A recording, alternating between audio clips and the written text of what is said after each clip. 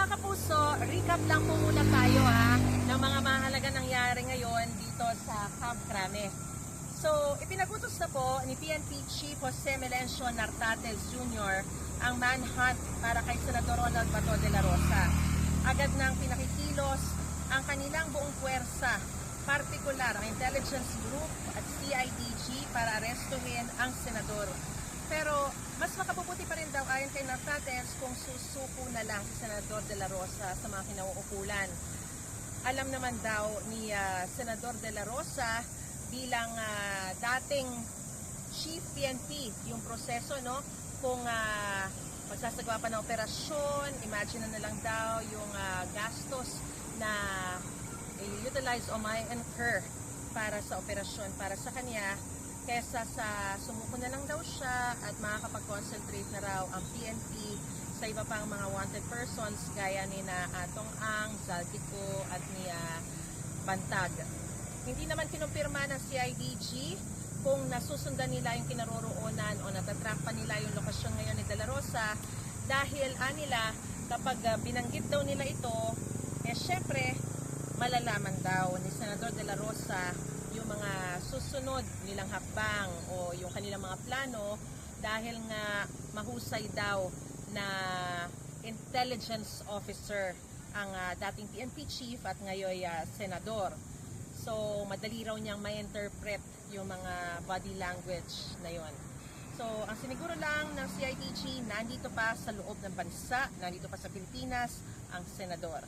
Binalaan ng CIDG kung sino man tutulong o hahadlang sa pagpapatupad ng warrant of arrest para sa senador na maaari silang kasuhan ng obstruction of justice. Ngayon naman ay sinabi rin ng CIDG na oras madakip si Senador De La Rosa ay dadalhin nila ito sa kanilang tanggapan at dadaan sa karaniwang booking procedure at medical examination bago i-turn over sa DOJ para sa mga susunod na hakbang. Alam niyo po, matatandaan natin na si Senador De La Rosa ay naglaho matapos yung putukan sa Senado noong isang linggo na iniimbestigahan din ng CIDG. Kanina, inilabas na rin ng CIDG ang resulta ng kanilang ballistic examination sa insidente. Aabot daw sa 44 fired cartridge cases ang na-recover sa crime scene. Sa bilang na ito, 36 ang nakuha sa loob ng Senado, 8 naman ang nakuha sa labas malapit sa bridgeway papunta sa GSIS. At batay sa investigasyon, 4 na baril ang napatunayang pinaputok sa insidente. 3 mula sa taga-USAA, 1 mula sa NBI. Lumalabas sa ballistic examination na yung 26 na fired cartridge cases ay nagmula sa 9mm CZ Scorpion Evo na pinaniniwala ang hawak ni retired Police General Mau Aplasca noong insidente. 4 ang pinaputok ni Jomel Ledesma ng USAA, 9 ang pinaputok ni Charlie Montilla ng USAA rin, 5 naman ang pinaputok ng taga-NBI na si Darwin Francisco.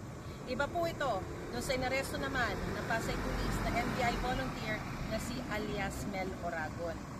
At batay din po sa trajectory at lokasyon ng mga tama ng bala, lumalabas walang direktang umaatake sa mga tauhan daw ng USAA na maganap ang sunod-sunod na pagpapaputok. So naghain na ang CIDG ng rekomendasyon sa DOJ para sa posibleng paglabag ng mga sangkot sa mga batas at alituntunin sa paggamit ng baril. Pero wala pong inirekomendang kaso laban sa 2 NBI agents na kasama sa operasyon dahil professional daw ang naging kanilang pagganap sa tungkulin. So yan po ang summaries. Ako po si Maris Umali, nag-uulat para sa GMA News.